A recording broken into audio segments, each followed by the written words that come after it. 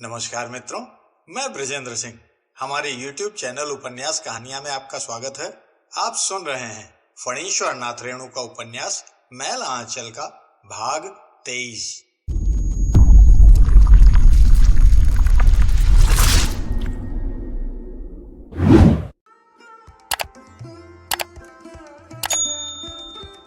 गांव के लोग अर्थशास्त्र का साधारण सिद्धांत भी नहीं जानते। सप्लाई और डिमांड के गोरख धंधे में वे अपना दिमाग नहीं खपाते। अनाज का दर बढ़ रहा है, खुशी की बात है। पाट का दर बढ़ रहा है, बढ़ता जा रहा है, और भी खुशी की बात है। 15 रुपए में साड़ी मिलती है तो 12 रुपए मन धान भी तो है। हल्का फाल 5 रुपए में मिलता है, 10 रुपए में कड़ाही मिलती है तो क्या हुआ। पाट का भाव भी तो 30 रुपए मन है, खुशी की बात है।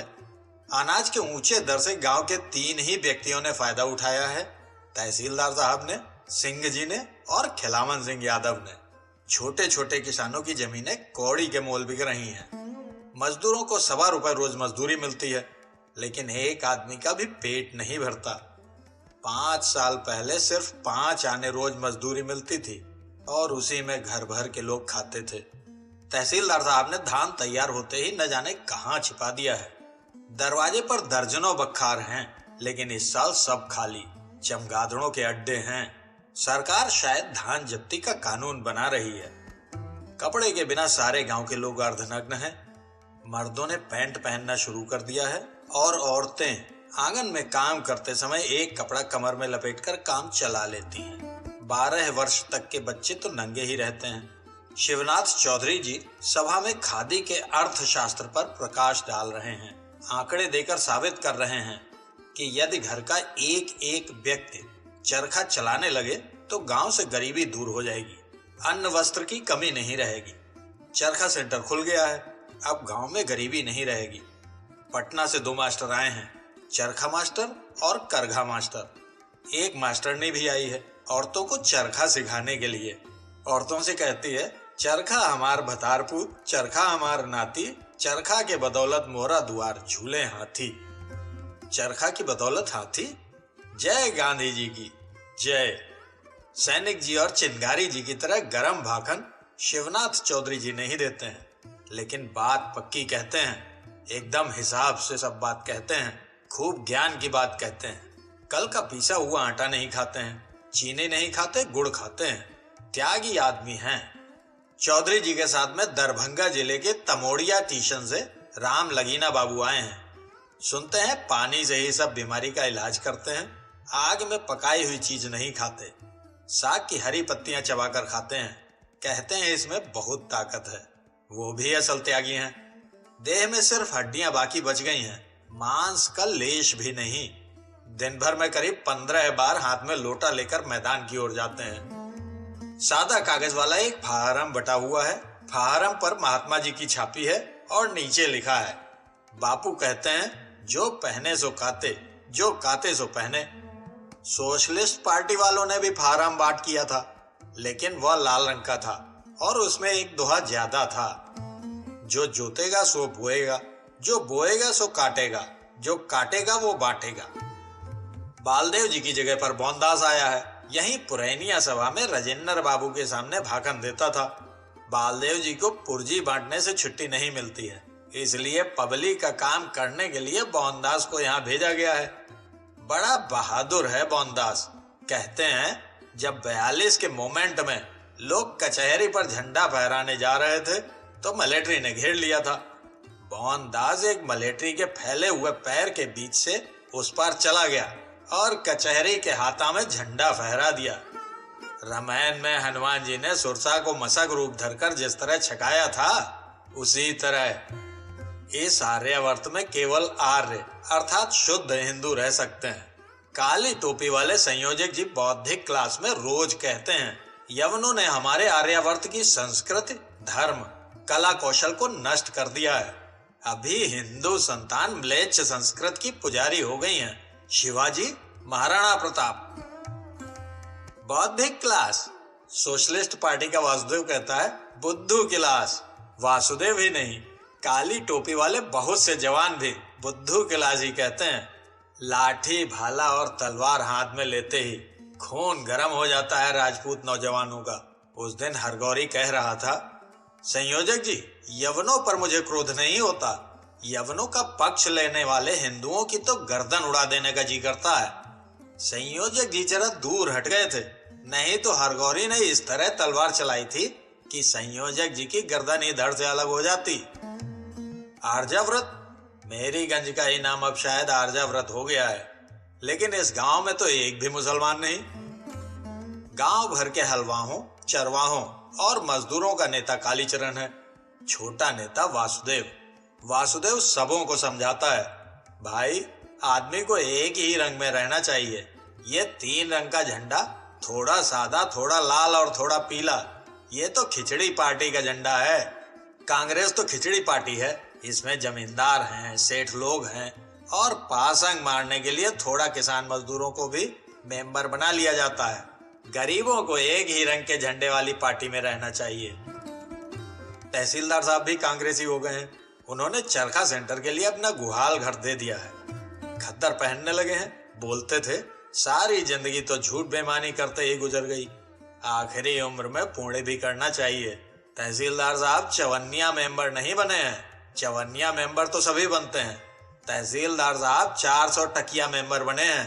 देखा नहीं, शिवनाथ बाबू ने रसीद काट कर दिया और तहसीलदार साहब ने तुरंत मंधाता तंबाकू के पत्तों के बराबर 4 नंबरी नोट निकाल कर दे दिया। खड़खड़ करता था नोट। अब सोशलिस्ट पार्टी का चलना मुश्किल है। पार्टी में एक भी धनी आदमी नहीं है। मठ की कोठारिन कब तक पार्टी चलाएंगी। दफा 40 की नोटिस आई है। जिला कांग्रेस के मंत्री जी ने नोटिस भेज दिया है। सोशलिस्ट पार्टी तो जोर जबरदस्ती जमीन पर कब्जा करने को कहती है। कांग्रेस के मंत्री जी ने दफा 40 कानून पास करके नोटिस भेज दिया है।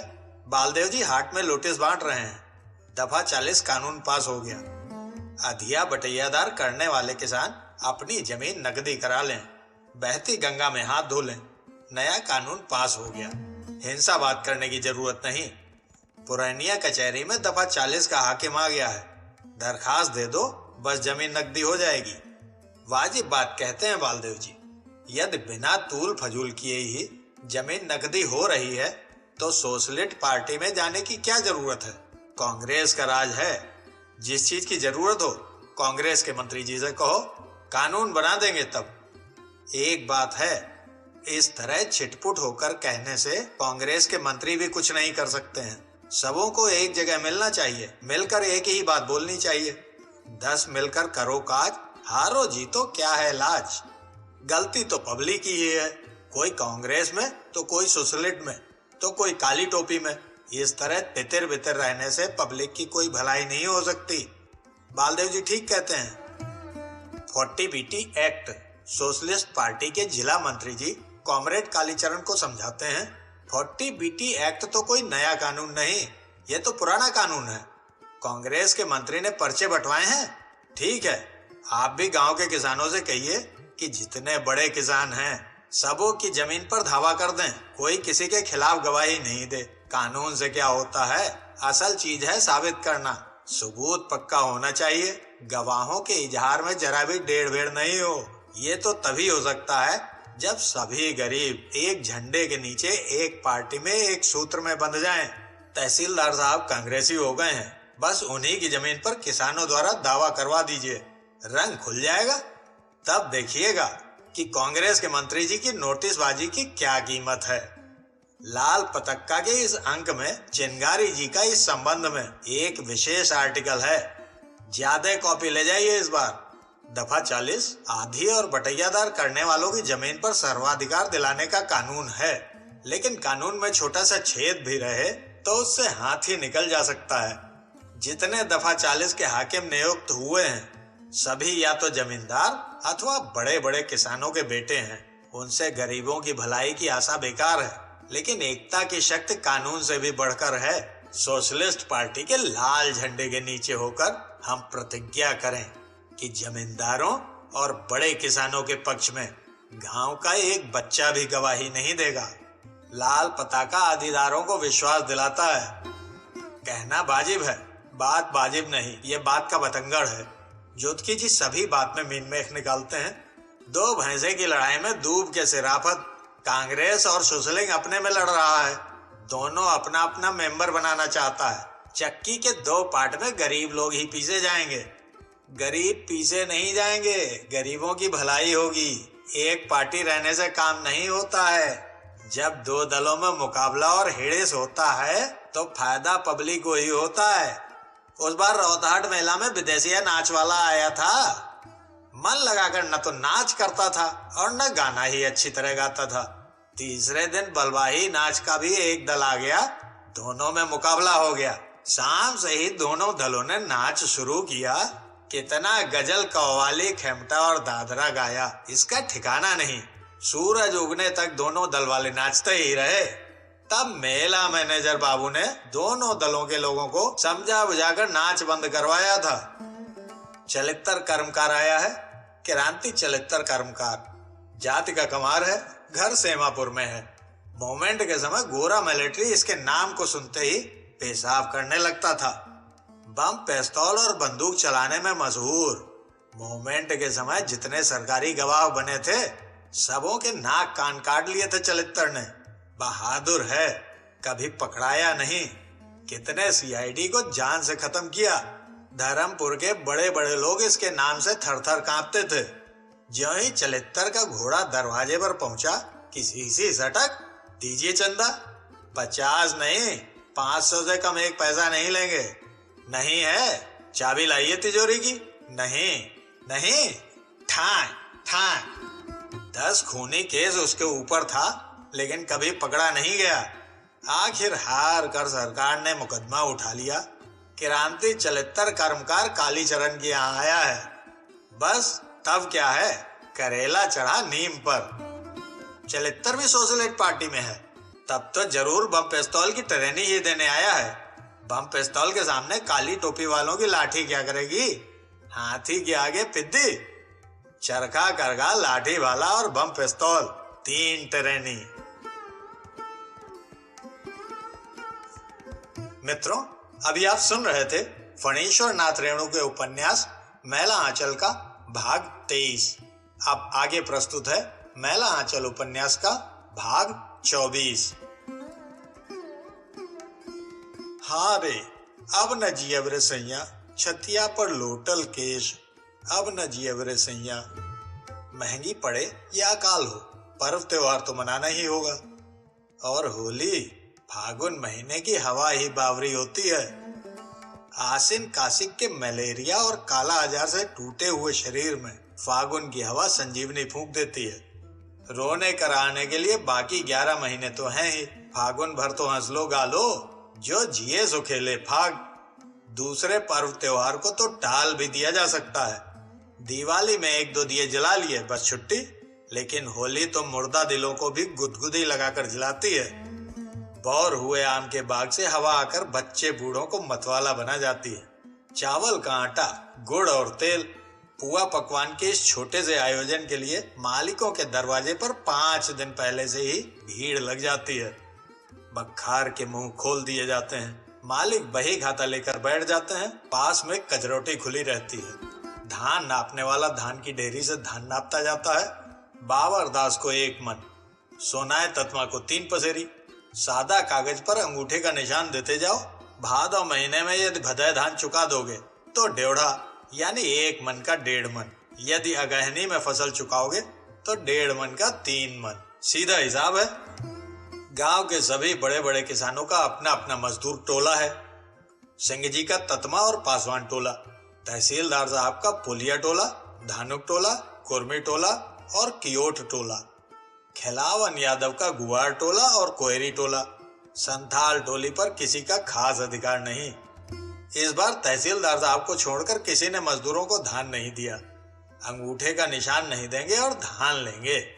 बाप दादे के अमल से अंगूठे का निशान देते आ रहे हैं, कभी बेईमानी नहीं हुई। इस साल बेईमानी कर लेंगे। कालीचरण ने टीप देने को मना किया है तो कालीचरण से ही धान लो।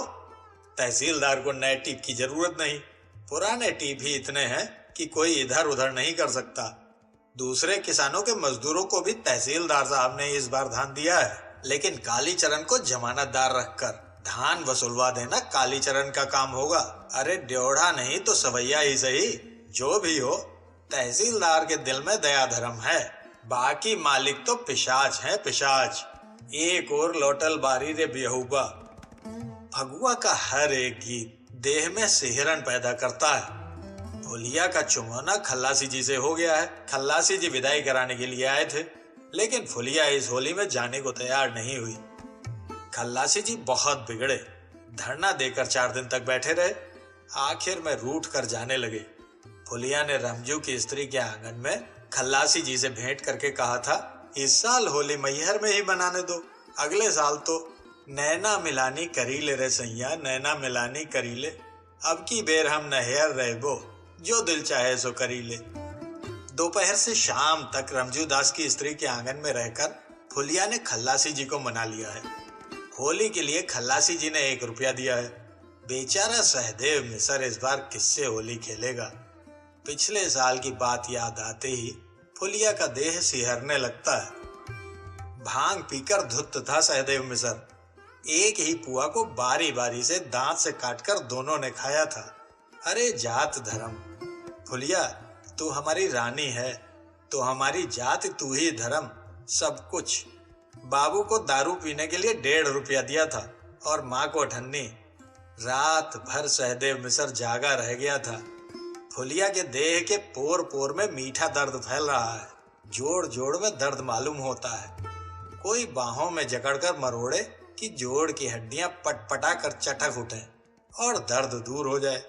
सहदेव मिसर को खबर भेज दें, लेकिन गांव वाले, ओह होली में सब माफ है, वो आवेगा, नाराज जो है।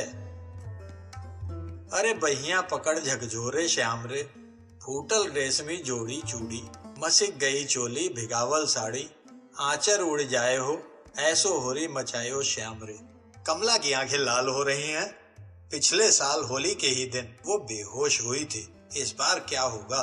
वो बेहोश नहीं होगी इस बार डॉक्टर है, उसे बेहोश नहीं होने देगा। लेकिन सुबह से ही डॉक्टर बाहर है, रोगी देखने गया है रामपुर। यदि वो आज नहीं आया तो? नहीं, वो जरूर आएगा। माँ ने 1 सप्ताह पहले ही निमंत्रण दे दिया है। रंग, अबीर, गुलाल, पिचकारी। माँ, क्या है बेटी, तुम्हारा डॉक्टर आज नहीं आवेगा? क्यों, क्या बात है बेटी? मेरा जी अच्छा नहीं। ऐसा मत कहो बेटी, दिल को मजबूत करो, कुछ नहीं होगा। आज ब्रज में 14 उड़त गुलाल, चारों ओर गुलाल उड़ रहा है। डॉक्टर को कोई रंग नहीं देता है। रामपुर में भी किसी ने रंग नहीं दिया। रास्ते में एक जगह कुछ लड़के पिचकारी लेकर खड़े थे, लेकिन डॉक्टर को देखते ही सहम गए। रंग नहीं, गोबर है। रंग के लिए इतने पैसे कहाँ? डॉक्टर को लोग रंग नहीं देते। वो सरकारी आदमी है, सरकारी वर्दी पहने है। सरकारी वर्दी पर रंग देने से जेल की सजा होती है। डॉक्टर सरकारी आदमी है, बाहरी आदमी है। वो गांव के समाज का नहीं। ये डॉक्टर की ही गलती है। शुरू से ही वो गांव से, गांव वालों से अलग थलग रहा है।